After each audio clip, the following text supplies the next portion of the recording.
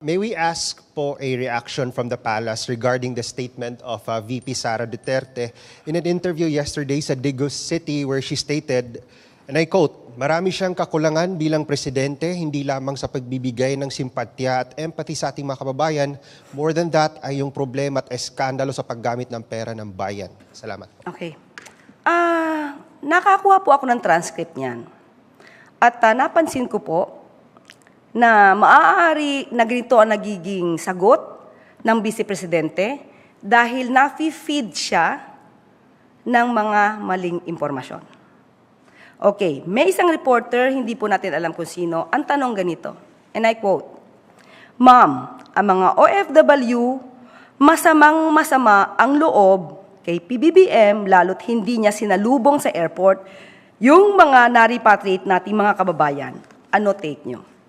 Unang-una, dapat ang reporter, alam kong hindi kayo parte doon, dapat pag nagtanong sa kanilang ini-interview, ay mayroong facts, mayroong resibo. Katulad ng sinabing masamang-masama ang loob kay PBBM dahil hindi sinalubong sa airport, saan nanggaling ang kwento na yon? So, ngayon, dahil mali na yung premise, sumagot ang Vice Presidente. Ang sabi niya, nakikiisa tayo sa pinagdadaanan ng karamihan nating mga kababayan sa overseas. At yon, nabanggit mo nga, marami siyang kakulangan bilang presidente. Kaya tuloy nasasabi nating nagiging source of fake news ang Vice Presidente dahil pinagmumulan din ng fake news yung tanong ng ibang reporter.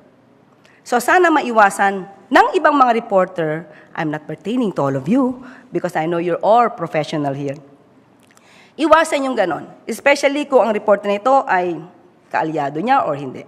Mas maganda na maging neutral sa pagtatanong para makapagbigay naman ng matalinong sagot ang ating Vice Presidente. Now, patungkol sa maraming kakulangan ng Pangulo. Unang-una, mas maganda po sana na gamitin muna ang mata at tenga bago ang bibig. Dahil pag inuna natin ang bibig at hindi ginagamit ang mata, tenga at utak, magkakamali kayo ng sagot. Marami na po tayo nabanggit kung anong mga programa ng Pangulo. Kahapon lamang po ay nagbigay siya ng kanyang mensahe.